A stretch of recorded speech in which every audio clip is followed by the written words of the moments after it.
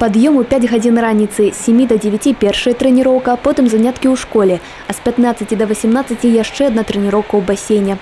Гэта звычайны дзень юнай беларускай спартсменкі, пра якую загаварылі ва ўсім свеце.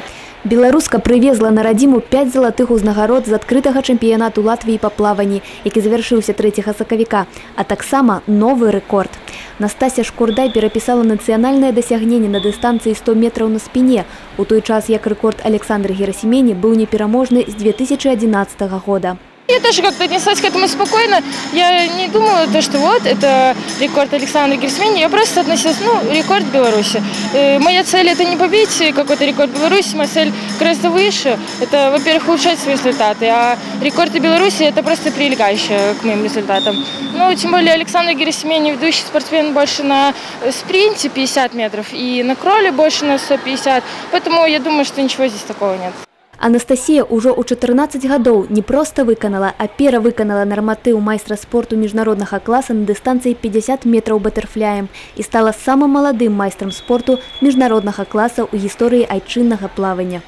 Але трэнер Брэсцкага абласнога цэнтра алімпійскага рэзерву па водных відах спорту Ольга Ясяновіч упэўнена, што нават у самым добрым выніку трэба шукаць памылкі і не быць задаволеным на ўсе 100%.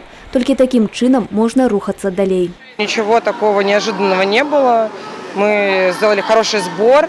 Но я считаю, что Настя, в принципе, могла уже плыть давно по такому результату. Да? Есть определенные там всегда какие-то нюансы. Поэтому, в принципе, все по плану, работаем. Впереди еще много чего нужно делать. Результат не зависит только от одного тренера, да, или от одного спортсмена. Это работа большого круга людей. Мы работаем и с научными, да, сотрудниками, хорошо работаем. Да, там у нас есть сборный психолог. Поэтому ждем сборов, продолжения, да, хороших качественных сборов с полным обеспечением. Тогда, в принципе, если все будет складываться, может быть, можно рассчитывать на хороший результат. У чым же заключаецца поспех спартсмена? У італьянцаў, напрыклад, самае нязначнае дасягненне плыўца – падстава для гонару трэнера. Кітайцам дапамагае быць у тонусе вялікая канкурэнцыя.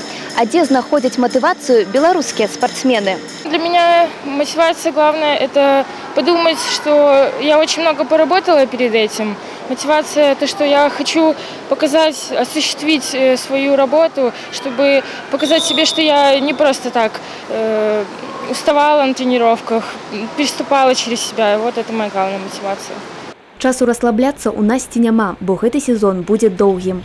Наперадзе спартсменку чакаюць два асноўныя старты – юнацкі чэмпіянат Еўропы па плаванні ў Казані і юніёрскі чэмпіянат свету ў Венгрыі. А ў Брэсце ўжо ў сакавіку пройдзе першынство Беларусі сярод юніёраў, а затым адкрыты чэмпіянат. А там і недалёка і да алімпійскіх гульняў у Токіо ў 2020 годзе, дзе магчыма і ажыццявіцца самая жаданая мара спартсменкі – атрымаць галоўны трафей. Ірына Дзейкала, Александр Сівіцкі, тэлерадыёкампанія «Брэст».